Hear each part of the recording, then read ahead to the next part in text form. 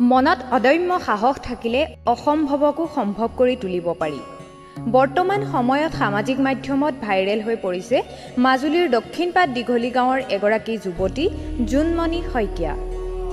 বৰ্তমান তেওঁৰ কণ্ঠই সামাজিক মাধ্যমত জনপ্ৰিয়তা অৰ্জন কৰিবলৈ সক্ষম হৈছে। মাজুলীৰ দক্ষিণপাট দীঘলী গাঁৱৰ জোনমণি শইকীয়াৰ কণ্ঠই সৰ্বত্ৰে তুলিছে খলকনি।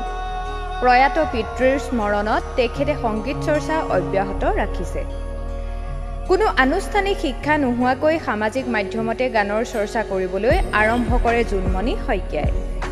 আহকচোন তেখেতৰ সুমধুৰ কণ্ঠত কেইটিমান গীত উপভোগ কৰোঁ।